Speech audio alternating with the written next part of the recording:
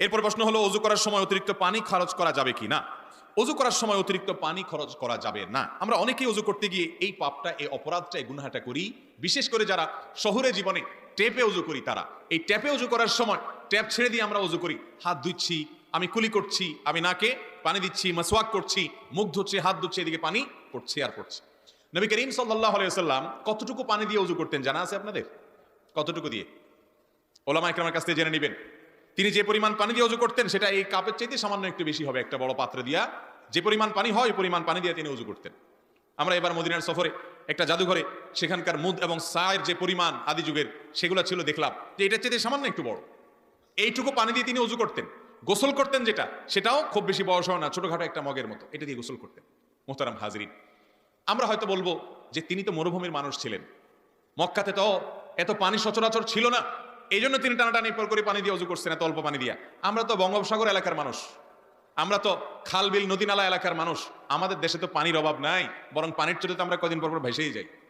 অতএব আমাদের অজুতে আবার এত হিসাব নিকাশ করা লাগবে কিনা? উত্তর হলো হ্যাঁ, অবশ্যই লাগবে। কারণ নবী করিম সাল্লাল্লাহু আলাইহি সাল্লাম পানি অপচয় করতে যখন সাহাবীদেরকে নিষেধ করেছেন, তখন এই প্রসঙ্গ উঠে এসেছে, যদি সমুদ্রের উপর দিয়ে যাও, চারপাশে অথই পানিও থাকে, সেখান থেকেও তোমার প্রয়োজন ছাড়া অতিরিক্ত পানি ব্যবহার করবে না, কারণ এর জন্য আল্লাহর কাছে জবাবদিহি করা।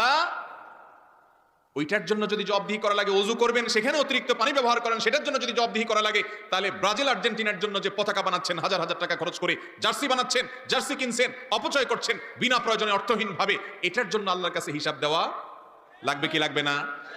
আল্লাহ তাআলা আমাদের বিবেকগুলোকে জাগ্রত করে দিন ভাইরা আমার। অতএব অজুতে পানি অপচয় করা যাবে।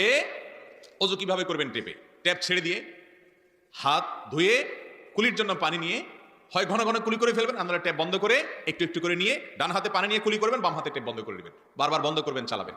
এবং মুখে পানি নেওয়ার জন্য পানি নিয়ে ট্যাপ বন্ধ করে তারপর ভালো করে ডলবেন, আবার হাতের জন্য ট্যাপ চালু করবেন।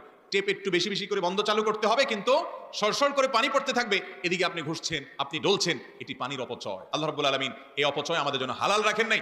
ইমানদার এই পৃথিবীর প্রতিটি কাজ খুব বিচক্ষণতার সাথে বুঝে শুনে ঠান্ডা মাথায় করবে, প্রতিটি পদক্ষেপের জন্য খুব বিচক্ষণতার সাথে কাজ করবে, তাহলে ইমানদারের প্রত্যেকটা কাজ নেকামল হিসেবে গণ্য হবে।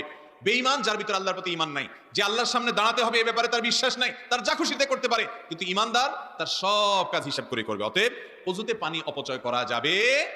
সবচাইতে ভালো হয় যদি পারেন একটু মগে করে, বদনায় করে বসে অজু করেন, একটু একটু করে পানি ব্যবহার করেন। ভাইরা আমার, এই সময়টাতে এই কথাগুলো বড় বড় আমাদের কাছে বেখাপ্পা বেখাপ্পা মনে হয়। বলে কি হুজুর, এত পানি আমরা উড়াই, এত নষ্ট করি, পানির ফোয়ারা বানায় আপনার সেখানে পানি দিয়া নাচন খেলা খেলে, বিভিন্ন রকমের তামাশা হয়, আর উনি বলে কিসের অজুতে পানি করতে, একটু হিসাব করে করার জন্য। ভাইরা আমার, যারা জান্নাতে